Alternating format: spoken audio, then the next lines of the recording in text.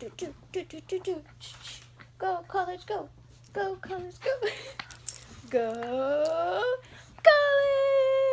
college. Hi guys, welcome back to my channel, and if this is your first time watching me, my name is Rachel and I recently graduated from UC Davis in spring 2016. Number one for you guys is to be picky and choosy with your classes, and this can mean just have a plan. When it's your pastime, have a plan and have a backup plan when that plan doesn't work out. That was Kuna. Because it is really hard to get your classes sometimes, especially if you're a freshman or a transfer student. It's just really hard to get your classes. And for picking classes, if you choose GEs, those GEs can sometimes be used as your restricted electives. So go through your restrictive electives for your major to see what classes you need and see if there's a GE that can fulfill that. Because then you're killing two birds with one stone and you're just like winning. You're winning. Like him. He's winning. So another pointer with classes is that if you are a double major, you need to be on point with your classes, because that's what I was, and there was a chance that I wasn't going to graduate on time because I had a hard time keeping track of both majors and the classes that are required for both majors. And because my school is not the nicest with classes, they would only let 2 of my classes count for each major together. So like a psych class can count both for psych and human development, but that could only work 2 times. But because I was psych and human development, pretty much all my classes could account for each major, and I could have done this much easier. And it's funny because my sister, who is 2 years older than me and went to Davis, did not have this requirement. It started my year. So it makes me so frustrated because I could have been like done with my classes so fast, but I wasn't. Oh, and then my other advice for picking your classes, don't take all your hardest classes in one quarter. There was one class that I knew would be extremely hard for me, actually 2, and I made sure to spread those out because I was gonna struggle through those, and I knew it because English is not my strong suit, so I knew that I needed to spread it out and I needed to put it in the quarters that I felt would work best for me. So think it through before you're picking your classes, like well before your day of pastime. Have a good plan because it would really help you out, because it's going to be stressful. And don't feel alone when you don't get your classes that you want and you have to wait list and there's a chance you might not get it in, because we all went through it. Number 2 is to not be afraid to change your major. And I know that's a really scary thing to say because I would be afraid to change my major, but everyone does it. The only person I knew who went to Davis who didn't change their major is my girl Jolene. She persevered and she made it through. But that's not for everyone. So don't be afraid to change it. And it's better to change it earlier than later, because the other major that you pick is going to have different classes, most likely. So if you pick a different major your 3rd year into college, it's going to take you longer to graduate. So a suggestion for that is to take GE classes in other majors that you're interested in.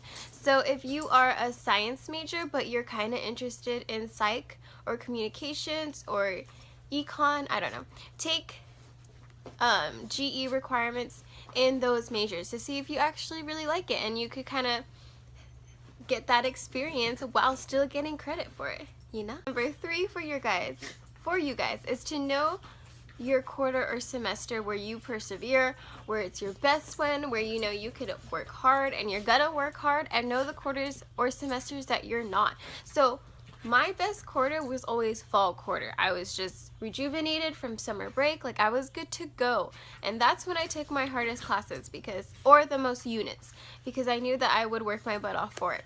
Now, winter quarter was a different story. For some reason, the coldness really gets to me and I don't want to do anything but lay in bed and be lazy. So winter quarters, I would keep it down a notch. Like I would take my easier classes, I would take less units. I just knew that winter quarter wasn't going to be my most successful quarter. So I would say learn your quarters and use that to your advantage, because it really helped me and I think it could really help you. Another good advice for your quarters is that senior year, you're probably gonna get senioritis. And that's what happened to me. Like the whole entire senior year, I was like, I'm done. I'm so done. So I would say plan out the rest of your college years, semesters, quarters, where your senior year could be more laid back. And I made mine so that I could take like 13 units each quarter. But except since I was a double major and I said that I wasn't on my shiz and I needed to take more classes because I almost wouldn't graduate on time, I had to take still like 15 to 16 units each quarter. Yeah, but because I did that and because I made my senior year less intensive, I was able to, you know, pull through. But yeah, I would definitely make sure that your senior year is a chill year because you're probably tired of working your butt off and you're gonna want a break. Tip number 4, which is I think my favorite tip because this one really helped me throughout my college years, is to try different study habits because you don't know the best way to study, and it could be that different professors, wow, how do I say this? There's a good way to study. There's different ways to study for each professor because each professor tests differently. So if you have a professor that tests on like vocab words or just like your knowledge of facts, maybe flashcards will be best for you. But my professors weren't like that. They wanted you to be able to like learn the information and then take it in and think of a situation and like, I don't know, give your own, not own opinion, but use what you know on like conceptual questions. So it was really hard for me for a while to get used to that because I was like flashcarding it up. I was like, I'm gonna memorize this, and when you get to a question where it's not, no, like just facts, it's conceptual, it's hard to take the facts that you know and like turn it into a situation that could be conceptual. So I would say change your study habits if you find yourself struggling in tests because like most of your grade is test, and I know it's ridiculous, but that's how it is in college. So keep trying, and if that doesn't work, go talk to your professor. They have good suggestions. It's their test. They make it up. They know. One of my professors' questions on their test were a lot like the practice questions at the end of each chapter. So I did all of those, and I got an A in that class. Thank you.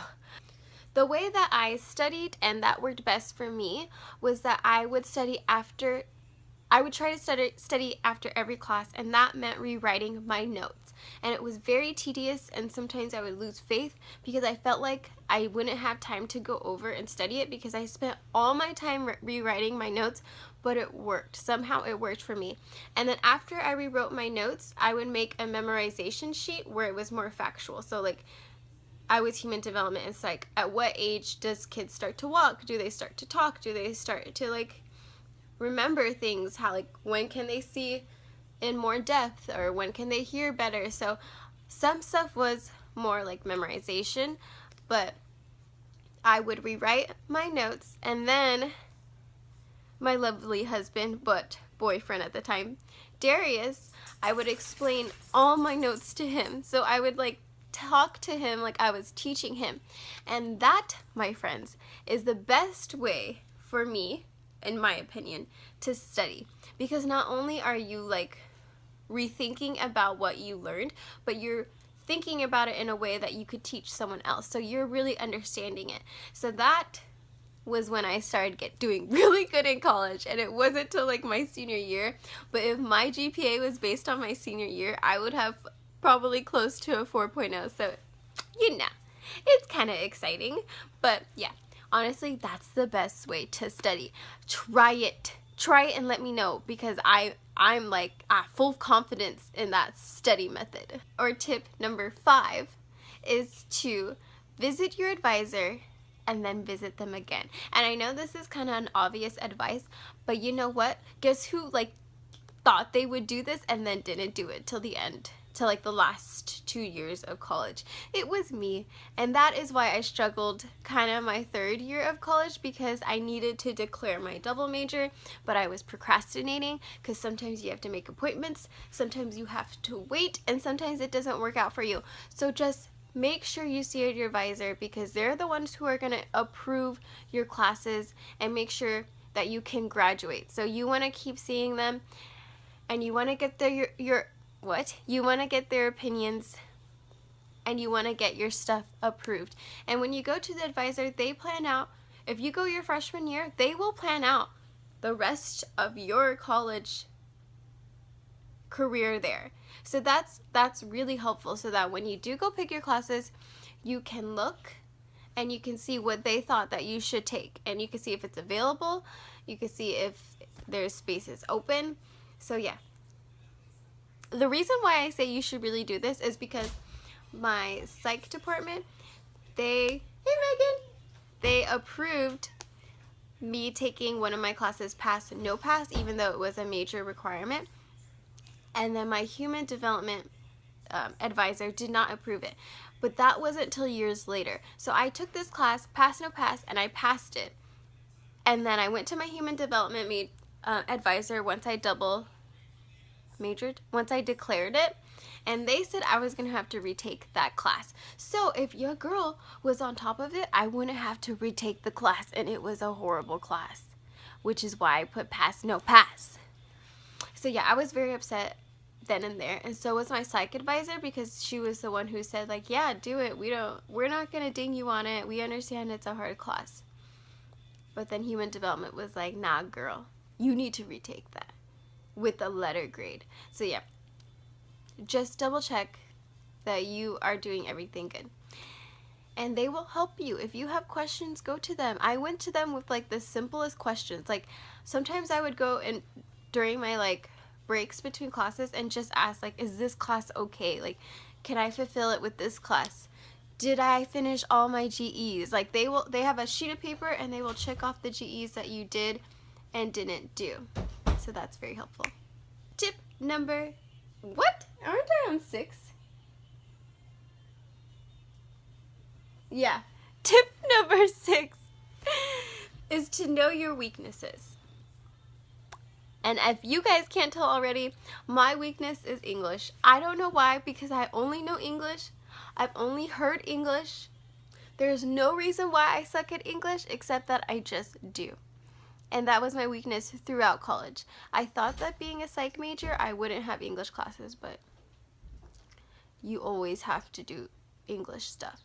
So I went to, let's see, I got help from TAs, I got help from my professors, and I got help from like the tutoring hall at our school. So look that up, because you might have a tutor place for free that can read over your essays and go over what you need to work on. Also, what really helps is rereading your essays out loud. And I know it sounds weird because you have to like listen to yourself, but you'll catch more mistakes when you're reading it out loud. Also, have a friend read it. They'll be able to critique your writing, and they're your friends, so hopefully you don't get as butthurt or offended when they tell you made a mistake. I had that problem sometimes. Gosh. Oh, my other thing was that I would have to write an essay a week in advance, at least a week in advance. And that was because I had to do a million times a million drafts.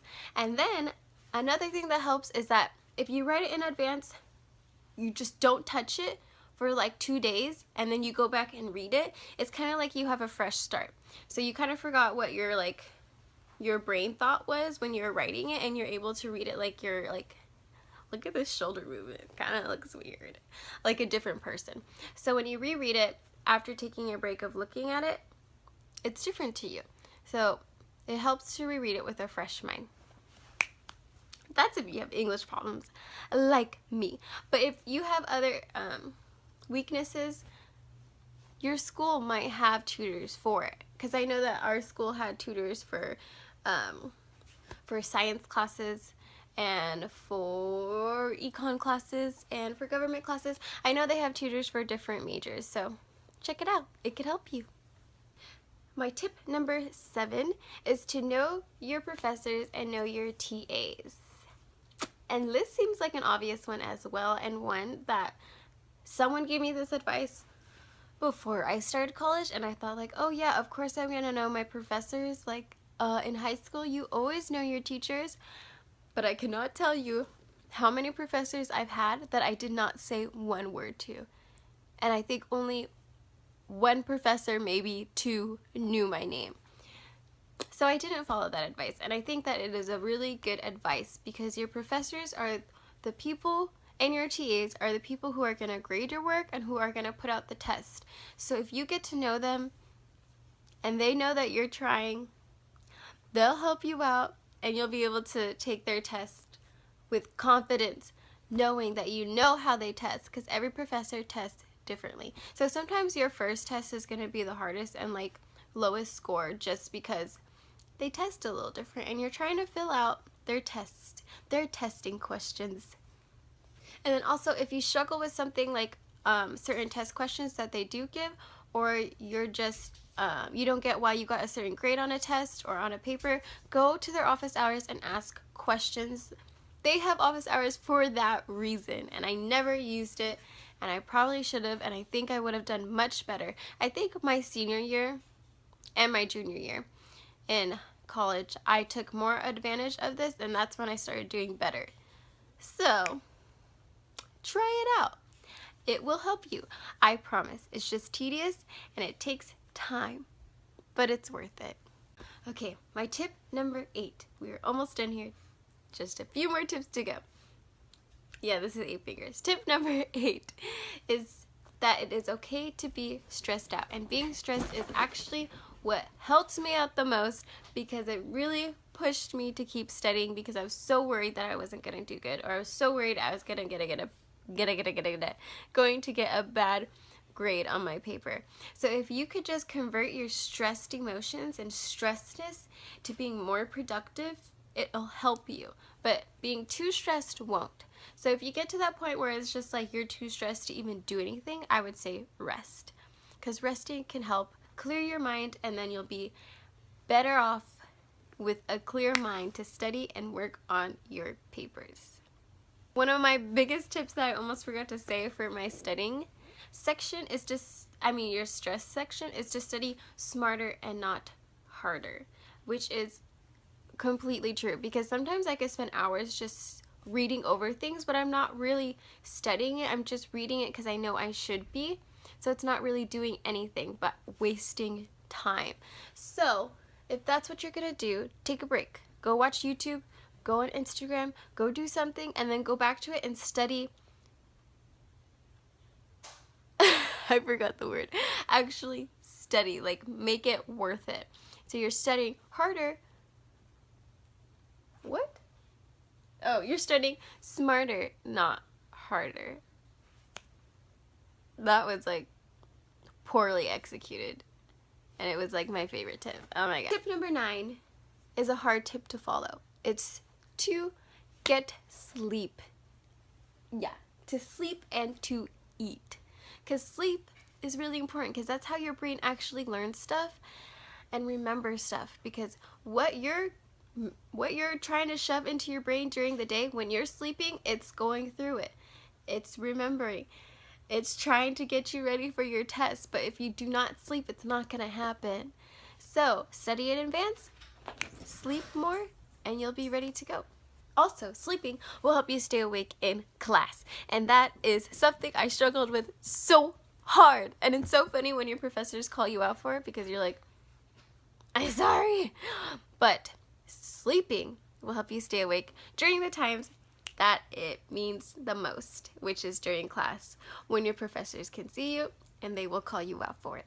Also, eating will fuel your brain and help you stay awake. So sometimes I would pack snacks during the classes that I knew I'd fall asleep in, because the professors weren't that good, but you know, pack snacks. And if you feel sleepy, start eating them, because it'll fuel your brain, it will fuel your body, and you'll be ready to stay awake. Last tip, tip number 10, is to enjoy the process. And that is also an interesting tip, because sometimes it's hard to enjoy college when you're stressed out as fudge and you just want it to stop and end and you want to graduate. But it's a cool process, you know? Kind of.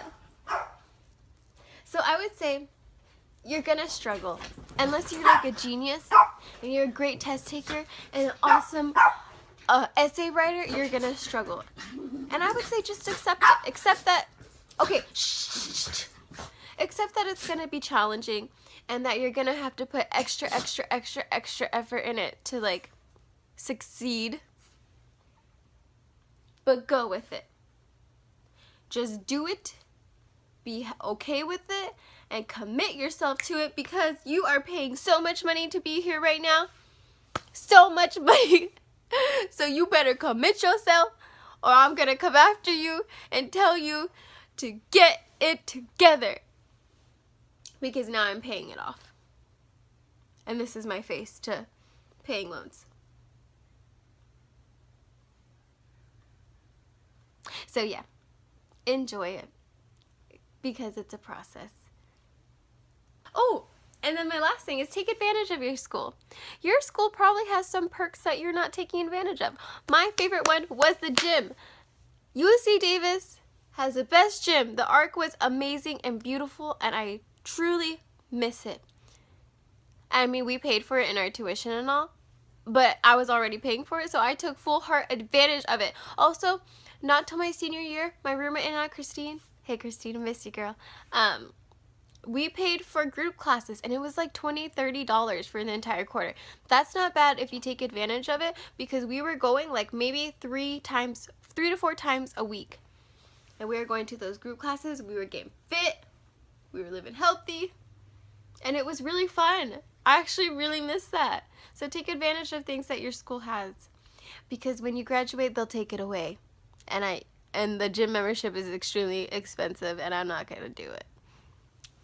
So yeah, that's it for my tips and tricks, mostly tips and advice for college. If this was helpful to you, please give a thumbs up, and don't forget to subscribe, and I will see you later. And that's it. Okay, goodbye.